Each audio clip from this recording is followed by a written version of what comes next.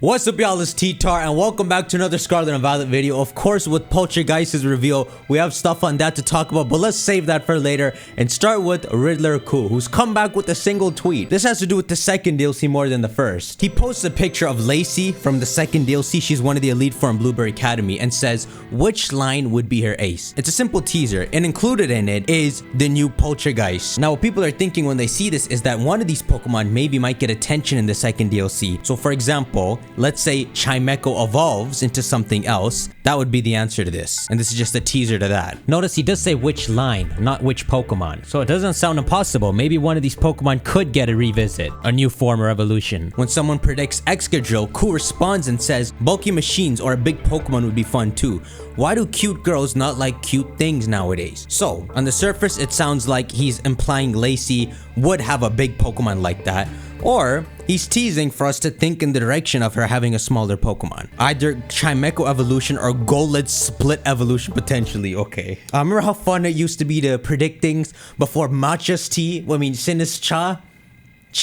But there's a couple of fun ideas for Lacey. Like, for example, notice how Cool put a bunch of ground types in this. Here's Soul Silver Art, who compares Lacey to the Unova gym leader Clay. So this is Clay, and if you remember, he has the same hat as the ancestor from Legends Arceus, which shows his ancestor came from Sinnoh. But he implies that the same colors are in her hair clips, the gold and the blue, and that maybe she could be like his daughter or something, which would give us a couple of Unova parallels. You already have Drayden, who people think is like Drayden's son or grandson. Oh god, then we got some drama, right? Okay, so you notice how I'm happy Cool feels the same way.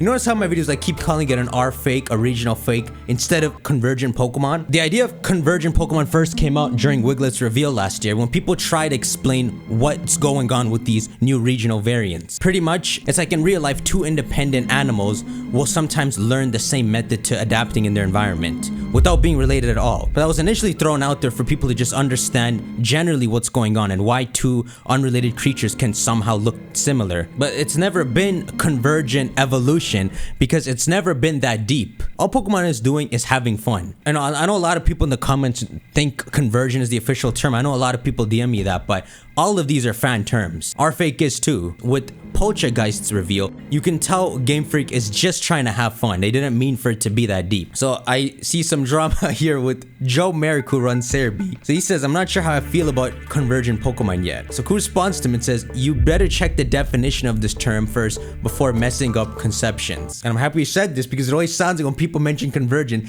they got their freaking pinky up. But it's a fan term, right? Speaking of pinkies, look at Sinistea. Its handle, its pinky is on its handle and it's up. And Poltergeist has his pinky up too. How can two creatures be so unrelated but act the same way?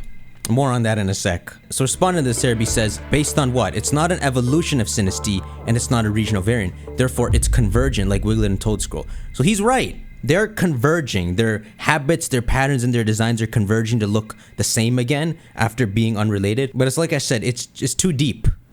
It's more simple than that. Like, Pokemon needs to come up with the term like mockery, regional mocks. And after some chain, Cool gives a good word to describe them. Anyway, Pokemon Official used the word coincidence to call them, but no one used it. We just called them mean moms locally. I guess Cool among his other leaker friends. Cool, can I be one? Most of the time, people who say convergent don't know what they're talking about. And this is when the tea gets juicy. Tell me you ain't into the freaking drama. Shut up. So someone says, imagine a fraud telling the owner of the world lead database for the franchise he's wrong.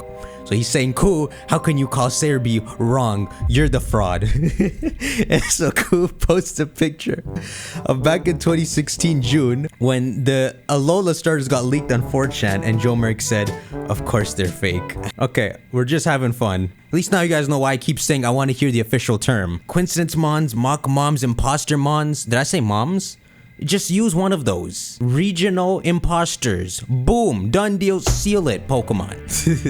Of course, Serebii didn't respond to this because you can't. Yo, Serebii's as stupid as me when I predict things wrong. Serebii, don't feel disrespected by that. I'm stupid too. We can be friends. Anyway, Cool made a couple of tweets for this new Sinistea. Do you like this new R fake line? I don't know, Cool. What do you think? I love it. I just hate how stupid I am. But yeah, there's a couple things to talk about for Poltergeist. So, a couple people noted the dots on Poltergeist's forehead looks different in some screenshots. So maybe we got an authentic version and forgery situation here too. By the way, so if this Poltergeist is an old man who's beating people up in the modern day, how would there more than one of them? I guess it's not that deep. But if they start introducing... Wait, even Koo says, look, maybe the authentic mark thing? What's your takes?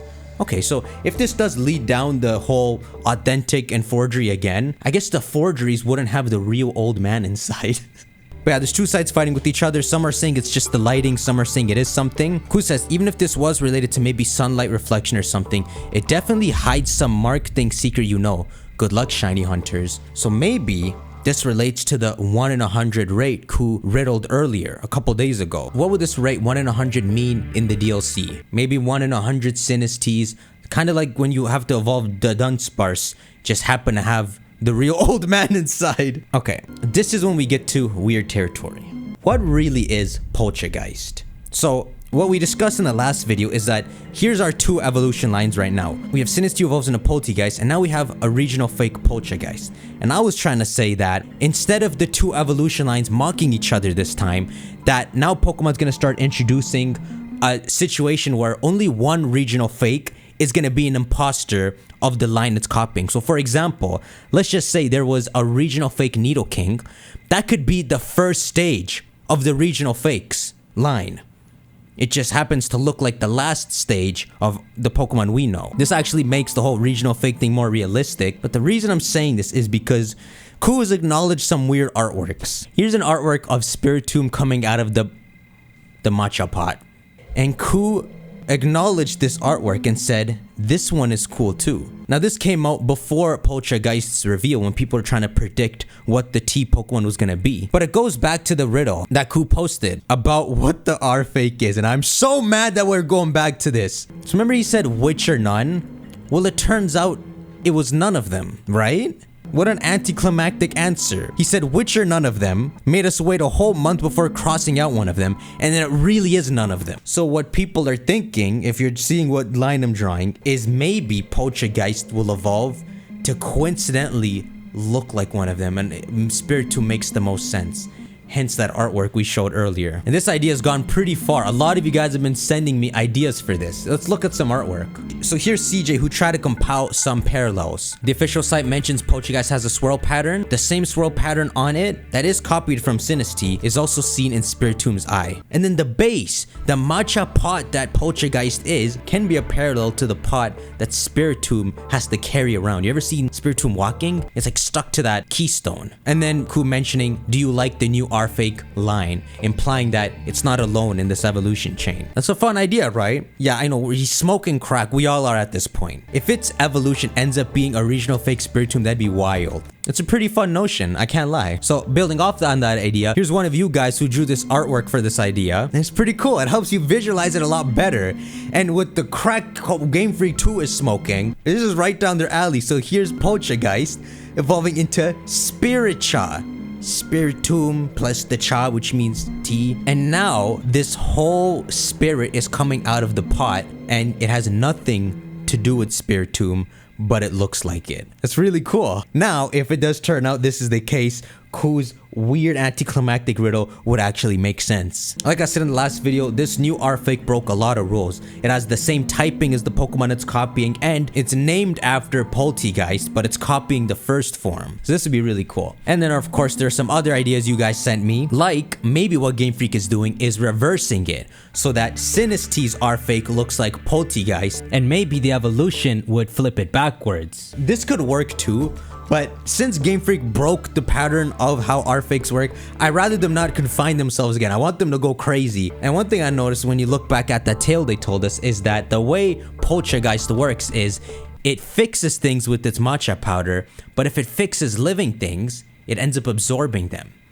Which sounds like how it could eventually lead to becoming like Spiritomb. After it absorbs enough people, living things, it gets the counterpart to 108 souls. It's interesting, huh? Which or none of them? I'm gonna call it quits here. Make sure y'all shank that like button. Keep DMing me your theories. I will look at them next time, and I'll see you on the next video. Take care.